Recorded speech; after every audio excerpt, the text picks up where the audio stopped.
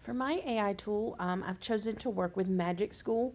MagicSchool is an AI platform that is built specifically for students and teachers, so it has a lot more safeguards, guardrails in place.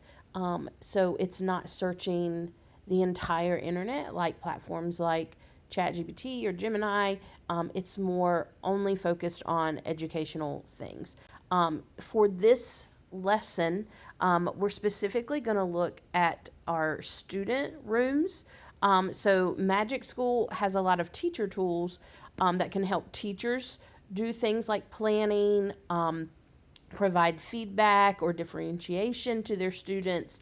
But they also have a Magic student section that has student tools.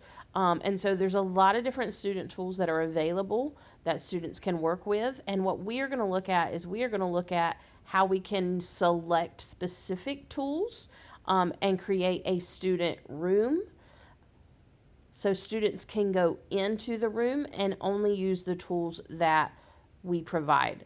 So for this lesson, we're looking at a citizen chat project. So it's a project-based kind of like research project that students will complete. And so what I've done is I've set up a room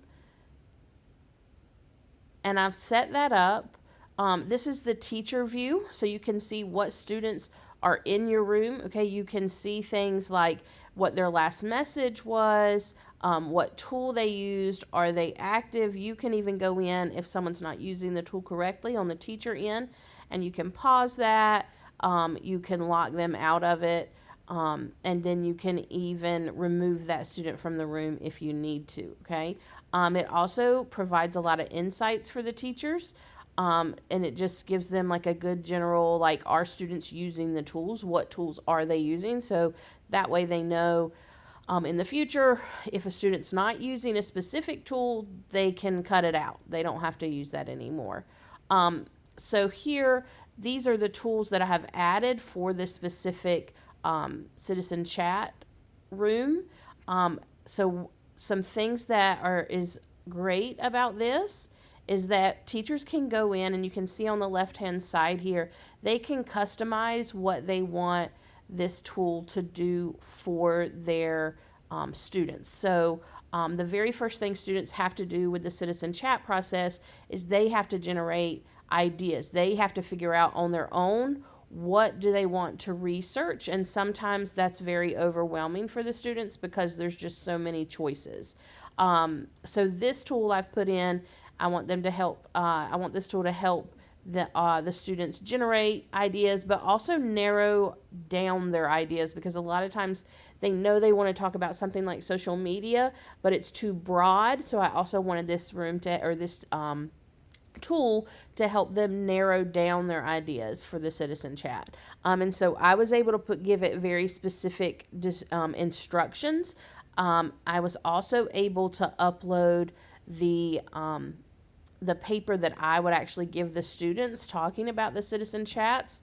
And I was able to give it even directions by saying, this is the first question I want you to ask the students. I want you to ask them what are they interested in before suggesting any ideas. And I want you to help them narrow down their ideas into specific manageable topics, so that they can realistically collect this data within like a 2-month time frame. And so then I've also added some other tools, but if we go back, I'll show you what it looks like from a student preview. Okay, so if I'm acting as a student here, I see all the tools. It gives them a brief description of what each tool is. So again, if I go here to the idea generator, because that's where students would start, it's going to say, like, I'd like to understand, what are you interested in? What are you passionate about? Then I can help you narrow it down. So if I say something like social media's effect on teenagers' sleeping habits, they can also upload attached things as well. But if I give it that idea, it's going to generate some possible citizen chat ideas for them.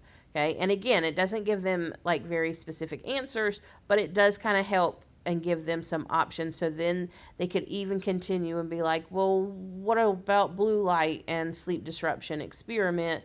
And if they type that in,